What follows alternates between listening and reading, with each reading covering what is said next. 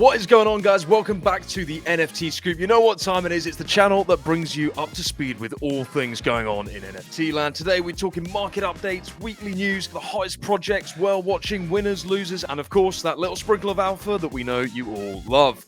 Today, we've got the one and only Barbell back with us. How's it going, man? It is going very well, Anchor. What is going on with you? You good? Good, man. Yeah, we've been holding down the fort whilst you've been away, mate. Good to have you back on board. Yeah, I'm glad to be back, mate. You know, taking a few, obviously everyone needs a bit of vacation, right? They do, but like taking a step away from the NFT or the crypto space for like, say, a week, man, it feels like a year. So I'm glad to be back. I'm glad to be kicking in. Let's go. Do you feel like you've caught up? Almost, mate. Almost. You know, I'm nice. Yeah. Well, if you haven't, hopefully after today's episode, you'll be fully back in position, mate. Definitely, mate. Definitely. We've got a lot of stuff to kick off. So, good stuff, man. Yeah. So those watching today, we've got Kwon. If anyone knows where he is, there is a big international arrest for him. We've got Apple introducing some charges to their NFT marketplace. Disney are making some serious moves into the Metaverse. We've got Walmart entering the Metaverse. And again, Napster is making some serious moves as well. So like there is some big players entering the Web3 chat this week. Whoo, plenty to cover off today.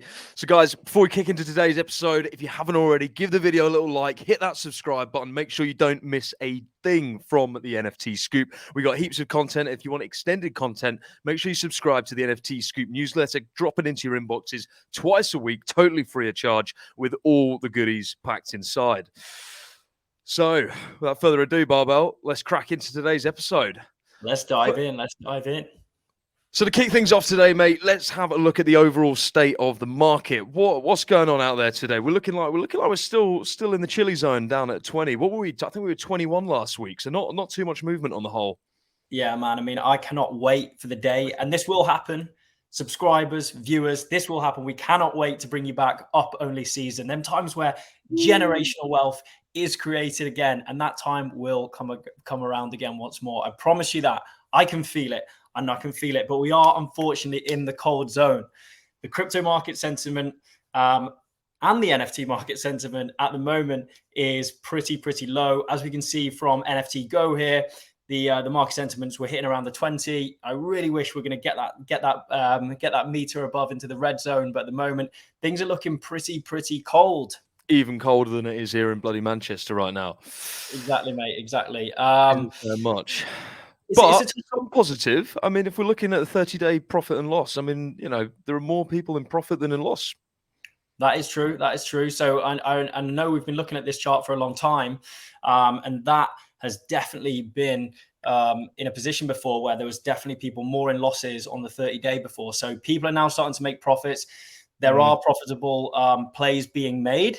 So yeah, look, that is a positive sign. Absolutely. If we look at the blue chip index, what are we looking here? Is that across the year? On the last 7 days here, we've seen some positive movement, in ETH terms. Yeah, there's some positive uptrends there, and that is in the ETH terms. You just flick it over to USD. So this is when we denominate the NFTs within USD. It seems, to be honest, from the start of the 7 days to now, it's kind of pretty flat.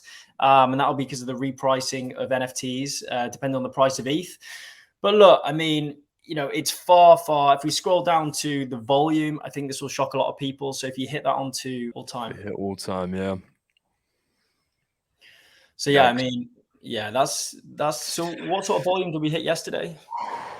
Yesterday, it's $28 million traded yesterday versus, what's this, April 18th? We were looking at 3.65 billion.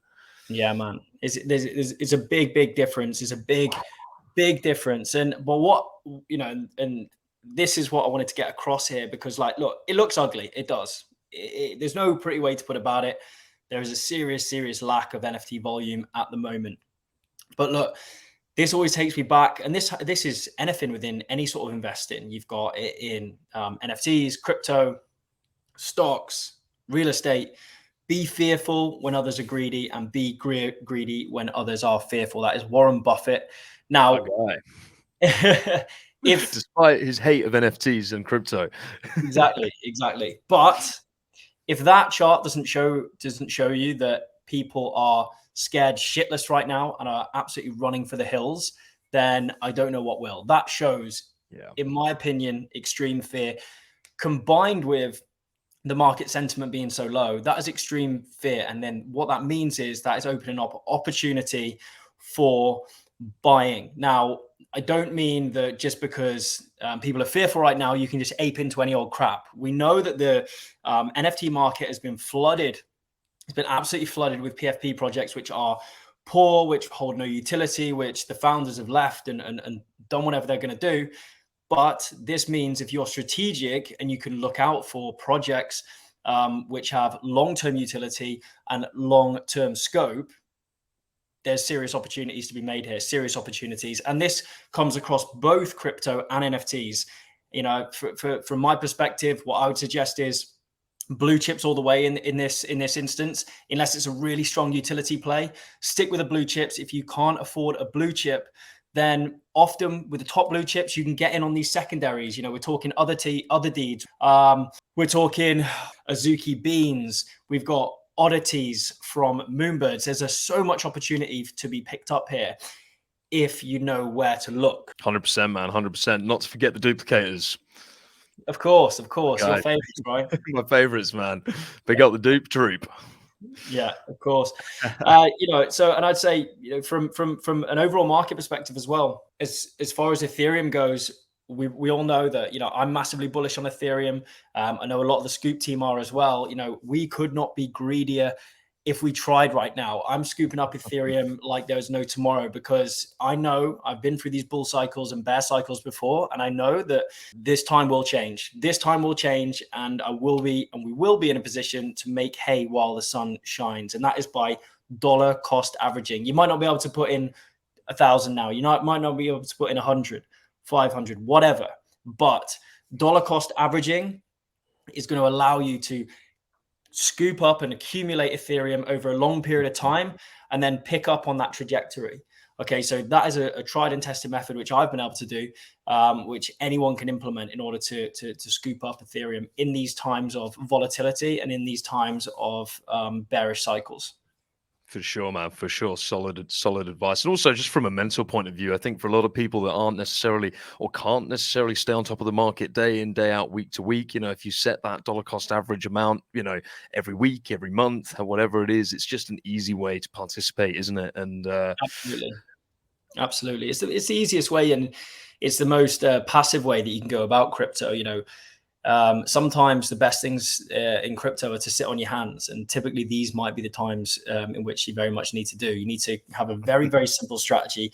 Don't go aping into things that you are very unaware of or haven't researched. Keep simple strategies. The worst thing that you can do is to revenge trade. You may have lost out on an NFT. You may have minted something which hasn't been great. You may have bought into a crypto project which has just gone down.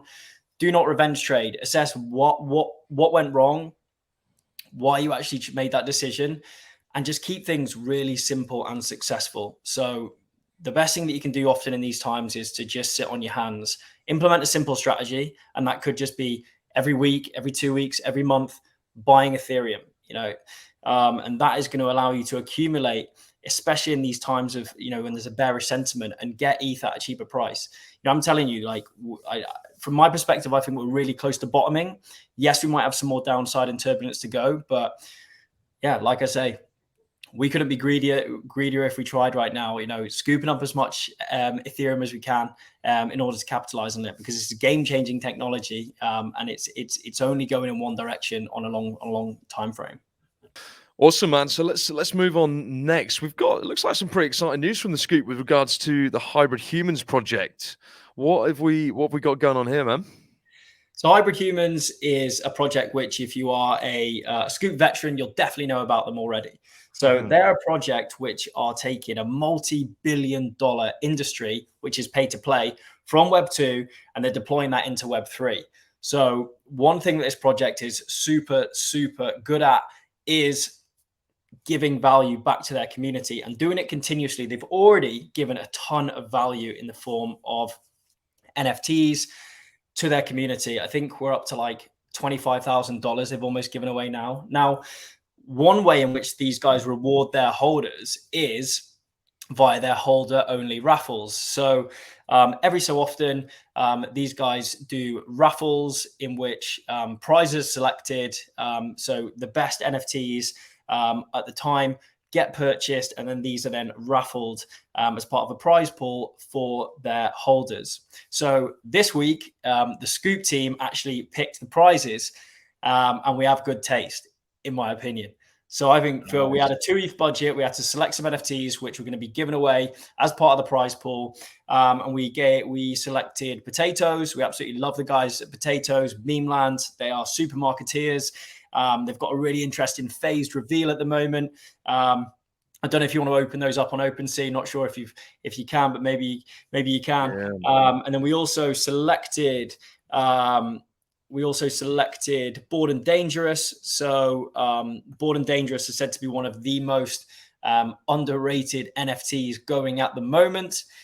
We also selected Kingship, which we've reported on before, but it is the first Web3 music supergroup, which is a band. Yes, here we are. So we're on Potatoes here. So if you just scroll down, on Potatoes, and you can just see like these guys are just right. If you keep going down, you'll definitely get a twerking one. There you go. Come on. Exactly. So they've got like this phased reveal.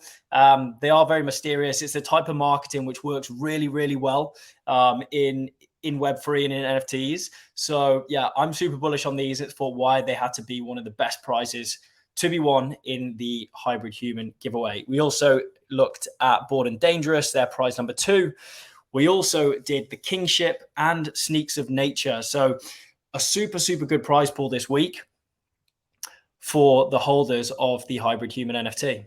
Yeah. So, and obviously if people are looking for their chances to win these type of NFTs, then it is for holders only. So it means either picking up a HybridHuman on the secondary or minting them. They have got a few left to mint.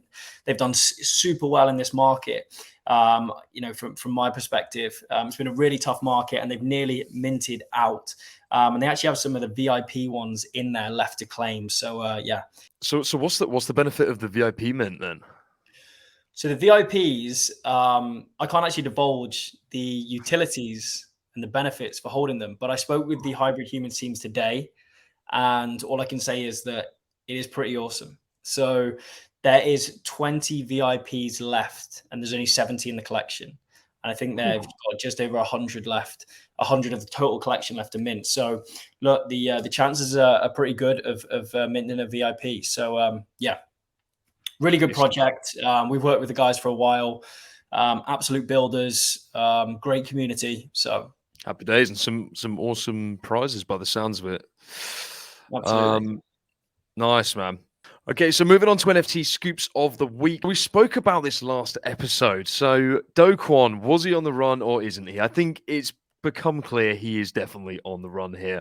After the collapse of Luna and the Terra ecosystem, it's come out that South Korean prosecutors are after him essentially for financial fraud. Yeah, man. This guy, yeah, he's on the run. What I think is really, yeah, there you go. I mean, that is pretty much him right now. Photographic evidence of Kwon right now.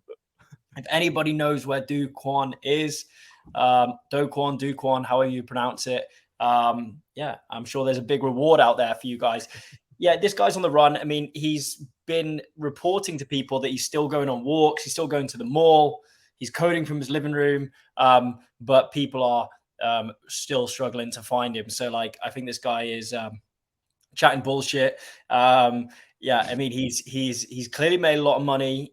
He's now hiding from the run. I mean, he's facing facing a prison sentence. Yeah, it's he's still shit posting on Twitter though. I mean, what type of stuff has he been tweeting? Let's have a quick look. Was he talking about calories or something about him? It's pretty funny, to be fair. I mean, to be honest, I haven't gone running in a while. Need to cut some calories.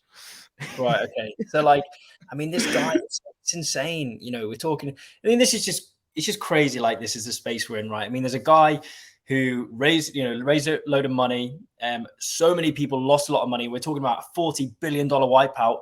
And then you just got this guy who's now on the run joking about it. It's just mind blowing. mind blowing that Twitter's free, I think, as well. I mean, you get this kind of entertainment information. It's just mad. But yeah, the new crypto queen or the new crypto king, yeah, potentially. exactly, man. Exactly. Cool. And so we've got some new news out from Disney. So it looks like they've been putting out job advertisement for a corporate lawyer for emerging technologies and for NFTs, this is pretty interesting because Disney, you know, there's been some noise about them sort of moving into the metaverse for some time now. So it looks like they're really trying to step things up here. Yep. Yeah, I think it's a good move, big move from Disney. It shows again the big players entering the space, entering the chat, and it's only positive for the NFT and Web3 ecosystem. But first, what is your favorite Disney film, Anchor? Favorite Disney film? That's a tough one. I think from a nostalgic point of view, possibly The Black Cauldron. Do you remember that? What? No. I've never even seen it, man. Little Black Cauldron. Mate, it's a classic. It's a classic. Old school. We're talking like mid-90s, I reckon. Really? Might have to look at that. Check it out, man. Mine's Lion King. It's got to be, man. You know what, mate? I'm not. This is mad. I don't think I've ever actually seen The Lion King. Like, that famous scene, man, where Mufasa gets, I've seen the scene, but I don't think I've ever actually seen the whole film. No, I don't watch it now because I'm scared I'm still going to cry at that scene. That's why I've never watched it, mate. I'm just terrified I'm going to break down. Yeah. But look, it's a good move. It's a good move from Disney. Whoever gets that role, I'm sure it's going to be hefty paid. Is it multiple roles or is it just the one? I think so. It says an advertisement singular, but I'm sure, you know, if they're hiring one, you know, they're going to be hiring multiple. Yeah, I would imagine. Yeah. I mean, it takes more than one dude, or it takes more than one person to manage. Fucking hell, I'm gonna get cancelled, mate. Yeah, I mean, man, if they're hiring one, I'm sure they're going to be hiring multiple people to manage their metaverse and NFT expansion plans. Because I mean, you know, for somebody the scale of Disney, it's going to be a pretty serious operation. So it's not something they're going to be taking lightly, I wouldn't imagine. No. Cool. So what is going on? Walmart are entering the metaverse. So looks like they've been teaming up with Roblox. Yeah, man. It's an interesting one. I mean, have you ever been to Walmart? I can't say I have, mate. No. Big in the US. Big in the US, I hear. I imagine. Yeah, I would imagine that it would be the type of place I would shop. I think I would shop there personally because we're in the UK. For UK listeners out there, you know, I actually love Aldi. They nail the gym food. Okay, Aldi nail the gym food. I mean, Sainsbury's don't cut it, Asda don't cut it. Aldi's meat selections are fucking unreal. I think so anyway. So I would. Have you had the protein yogurts? Oh, mate, I'm all over the protein yogurts. The protein puddings, man, they're the ones. Yeah. Fridge is stacked full.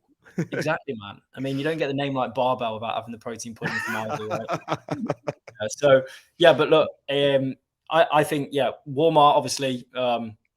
Jokes aside, like they are massive. They serve a huge population of American consumers for food, household goods, everything. So what these are allowing to do is having Walmart customers and consumers to actually enter into the Roblox world and metaverse. But again, we're talking millions and millions of customers here, and sure, not everyone's going to want to do it, but you know, there's I imagine Walmart serves a lot of families, so I imagine it's the families. The children of these families are going to benefit from this game. And again, it is a major corporation stepping forward and supporting the adoption of Web3 and NFTs. It's big news. It's super exciting. I think what you've got to think about in these scenarios is it's not just this news article itself and the story itself. It's like the knock-on effect that this is going to have. This is going to have a big knock-on effect for other large retailers in the space. Absolutely, I imagine so, man. If you think about the reach as well, combined between Walmart and Roblox, I mean, Roblox, has 21 million users, and then I mean the reach of Walmart I don't know off the top of my head what that is, but it must be extortionate. So I mean, combined, that has a huge potential here to have some pretty significant reach. Interesting stuff, man. When is the Aldi metaverse coming? Then that's what I want to know. Well, listen, wasn't meant to say anything, man, but I've been in a few meetings this afternoon with Aldi about this, and yeah, we'll be reporting on it soon. Whew.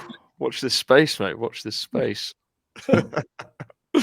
Love it. So, right, go on then. So, talking about Roblox, there's been some better news out of from Napster, hasn't there? Obviously, hiring the ex Roblox vice president, John Vasopoulos, I think it's pronounced. Vasopoulos. Oh, yeah, that makes sense. Vlasopoulos. Vlasopoulos. There we go. Yeah. So, new CEO for Roblox. Interesting stuff.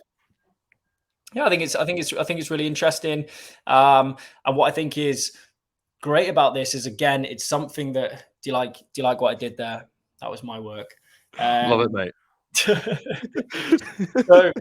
New PFP, mate. Oh yeah, exactly.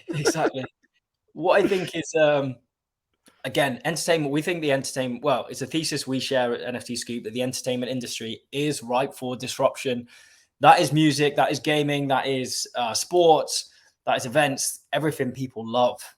Okay, now Napster have made this strategic hire from Roblox. He's got a background in gaming. I think the fit works really well. He clearly has an understanding of like the metaverse, Web3. And again, as well as this hire, they've also announced a funding round with some major VCs, which is going to accelerate Napster's Web3 initiatives. And they're also going to be looking to acquire Web3 music startups. Like, this is big. I think there's so much that can be done in Web3 from a music standpoint, that being decentralizing the record labels. It's giving artists a bigger chunk of the pie, essentially, allowing them to launch quicker, allowing them to launch more independently. It's also allowing them to have direct feedback from their audience and probably create I think we'll see a lot more micro artists in micro communities coming around from this. I think it's really exciting. Music is going to be disrupted by NFTs. You heard it here first on Scoop. It is going to happen. I'm telling you. 100%, man. Whenever I think of Napster, I always think about the that scene from The Big Short. You know, where have you seen that film? Yeah. You know, where I'm sure it's The Big Short. Is it the one where he sleeps with that chick?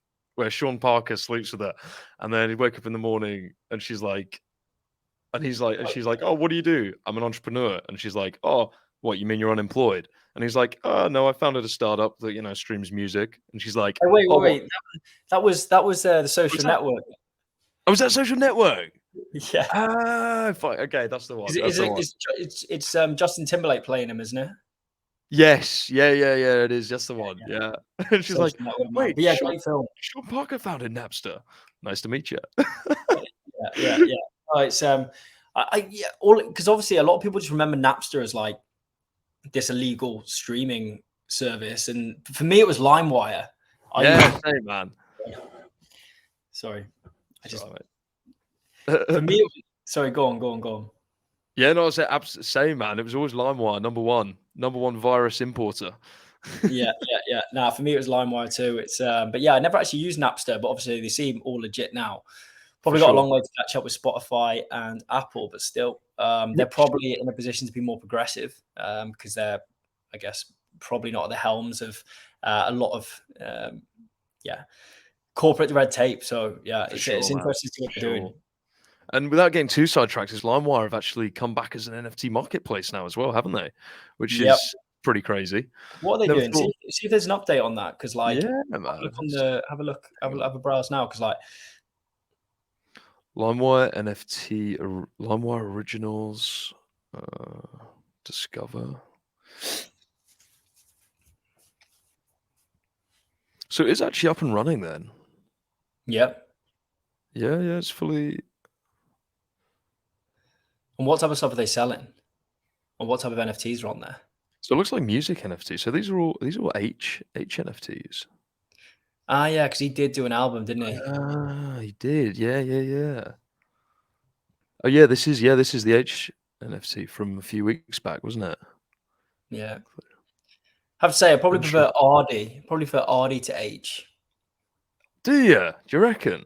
Yeah, despite H being a money man, I am sorry. Sorry, H. I do prefer Ardy down in Bristol. I don't know why. Just do. Fair play, mate. Each to their own. Interesting. Well, watch your space for LimeWire. LimeWire might be making a comeback sometime soon. Cool, man. So who is our weekly winner for today then? Weekly winner is, we have the Mutant Apes. Mutant Apes are our winner. They fell quite low back, I think it was a good few weeks ago. They were down like the 11 ETH. And I think recently, where did they hit up to? 16.5 ETH. So I just think, look, mutants have a great ROI. What are we at now? 15.3? 15.95 floor. Okay, so yeah, how's the floor looking? Is it thin or? Where are we? Let's have a look, man. Just where were we a while back? So we got down to what, about 12 ETH? Yeah, man. Wait, that's the 10th of September, isn't it? September 11th, they're at 12 ETH floor, risen up to 60. Yeah, man, that's a massive gain.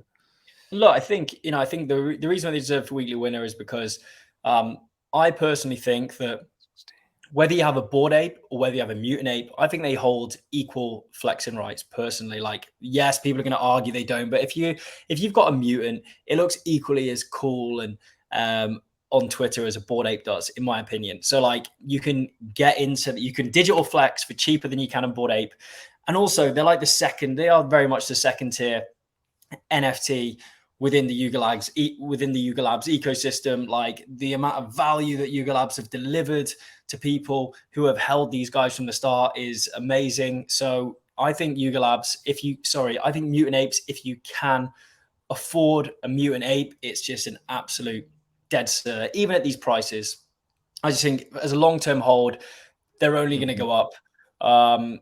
Yuga Labs have written the playbook, in essence, for a lot of these new collections coming out. They've smashed it. They continue to smash it. And mutants are number 2 in their collection. So look, I think it's an absolutely great purchase right now. And yeah, it's one that's going to do well in the future. For sure, man. For sure. We got about 15 items till 17 ETH. Only 5% listed either as well. So on the flip side, man, obviously we've covered our weekly winner, but in the rec section this week, it's not a project. It's not necessarily crypto or NFT related. In fact, it's the entire GBP, the Great British Pound, or as we are now dubbing it, the very average British pound. So it's been an absolute shit show for GBP this week. I mean, looking at the exchange rate right now, we're down to 107 GBP versus USD, which is in fact the lowest it's been since, I believe, 1985, which is pretty. It's unheard of. I mean, fundamentally, I mean, look, I'm no economist here, Barbell, but I mean, from what I understand of the situation, investors are basically worried that new PM Liz Truss has issued a lot of tax cuts, particularly for sort of high end earners, and investors are worried that the UK government is going to have to borrow extortionately to be able to cover these tax cuts, which obviously leads to further inflation of GBP, making it a much weaker investment proposition and leading people to take money out of GBP, hence weakening the value of it versus the dollar. In other words, it's fucked. In other words, it's fucked, mate. Any economists out there, if I've absolutely butchered that explanation, please let us know in the comments, because it's certainly not my area. Yeah, it's not it's the actual pounds and economy isn't our strength, but let us know. It would be appreciated. We always want to learn here. So yeah, I mean, it's looking like an absolute meme coin, and that is against the US dollar. It is collapsing. I mean, you would think this would be a flaw of a rugged project or an absolute meme. I mean, it is crazy. Sure, man. I mean, you especially two put it on max. Put it on max. Yeah, man. I mean, that's not so bad like that, but it's wow. Yeah, I mean, versus 2007, we've nearly halved in value versus the USD. Mate, it's not the I'm cancelling that Vegas trip later this year, mate. Can't afford it anymore. Yeah, there was a time, wasn't there, where you could like you go into America, you'd be like, right, okay, I'm taking £1,000. Okay, that's going to get me $1,600, for example. Now it's like, okay, yeah. So I mean, yeah, man. That makes it a very expensive location, doesn't it? Now, really. I mean, it's 1 for 1, isn't it? I mean, Yeah. And I mean, a lot of the stuff is well expensive over there, especially when you go to like San Francisco, Vegas, for sure. Florida, all the places that are like, you know, good destinations. They typically, I mean, beer prices themselves are like, I remember I was in San Francisco, and this was still a few years ago, but I was paying like £10, $12 a pint of beer. Crazy. So now it's it's not looking good for us Brits from that perspective. But look, we're in the NFT space, we're in the Web3 space, down with the fiat currencies. We predicted this many, many years ago. So up with Ethereum, guys. Take that dirty, dirty fiat and convert it into Ethereum. But not financial advice, of course. As always. DYOR. Well, mate, I think that brings us to a wrap for today for the Scoop. Great to have you back on board, mate. Been a pleasure. You've been missed by our thousands, hundreds of thousands of subscribers. Good to be back. No holidays planned as of yet. So yeah, it'll be you next. It'll be you next, Dan. Could be on a holiday, I reckon. One day, mate. It's been too long. Awesome. Well, guys, thanks so much for tuning in to the NFT Scoop today. As we mentioned at the start, we'd really appreciate it if you give us a like, give us a share. Yeah, and if you haven't already, make sure you subscribe. Of course, to the NFT Scoop newsletter, coming at you twice a week. Some amazing insights from the team and some pretty shocking memes. So sign up, enjoy. Until next time. See ya. See you later, guys. Wanna hear you go?